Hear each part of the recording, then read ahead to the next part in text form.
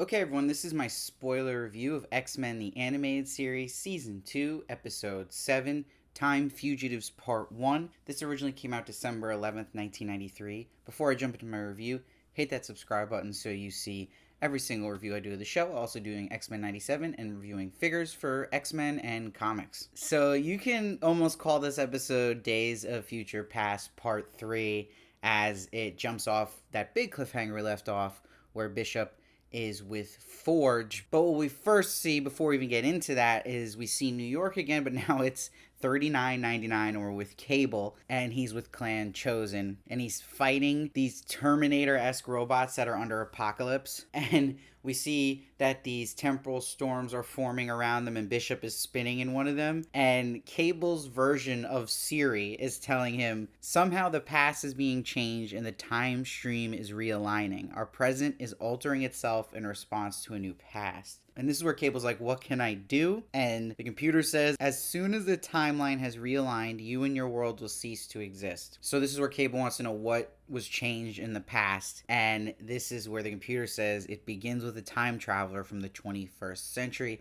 I love how that sets up the cut to Bishop in New York in 2055, where we saw that cliffhanger with him in Forge. And remember, from Days of Future Past, he stopped the assassination, but things are still dreary in his timeline. So now we get more clarification as to why. And we see Forge even says his memories have changed to adjust to this new timeline, and he doesn't know who the X-Men are. So we know something bad's happened to the X-Men, and by the end of the episode we'll get that answer. But a plague virus genetically engineered had been released. And people would get sick at first and survive, but then mutants would get sick and it would accelerate and turn deadly, this virus, and the mutants were blamed. And this is where Forge is like, you gotta go fix this, and he sets a time machine to the outbreak of the plague, and this is where Bishop goes back into the time machine. And before we jump back to where Bishop is now, we see Jubilee has broken her CD player again, and she's followed by this man in a suit. Now this was cool because you didn't know exactly who it was, but you can assume it was someone for Friends of Humanity.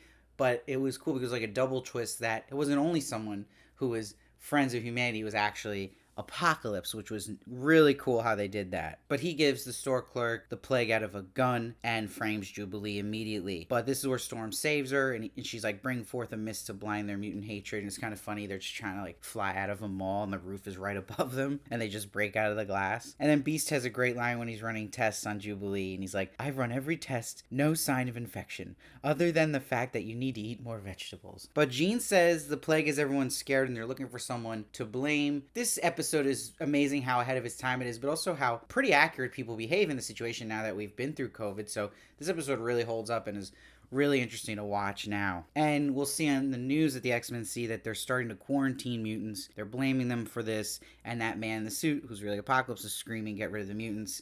And that's where Storm recognizes that man, and they go to head out towards it. But this is where it lines up where Bishop gets there first, and it's cool. He gets to like use his powers to put this space in the streets between him and the angry mob of people, and he's like, the plague isn't caused by mutants. And this is where the X-Men show up, and Storm gets a cool moment where she causes rain. But my favorite moment is Rogue grabs a Friend of Humanity member in the air, and she's like, I'm getting tired of putting up with garbage like you, and proceeds to throw him into a dumpster. Great writing and visual storytelling combined there. Now, Cyclops can be very frustrating this episode. He says to Bishop, you really did this time, Bishop. You turned this situation into a riot. It's like, dude, what the hell? Like, everything Bishop's doing this episode is a smart choice. Protecting someone, protecting them, and Cyclops is way too conservative in this episode, where that's where this frustrating side of Cyclops can come into play. But it makes sense for the episode because it makes more good conflict between Cyclops and Bishop. And I love that Wolverine's like hesitant, like, this guy again, he's trying to fix his future, like, what's going on with this dude? And Bishop fills him in. He's like,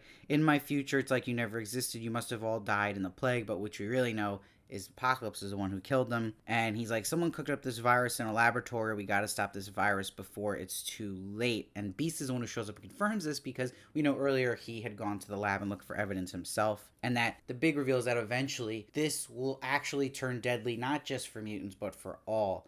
So that's your big hint that Apocalypse is behind this, because we know he doesn't want mutants alive or humans. So it's the perfect weapon for him. And that's where we get the reveal, where he is with Creed at the Friend of Humanity headquarters, and he's like, how fitting, a disease to cleanse the earth of the plague of mutants and humans.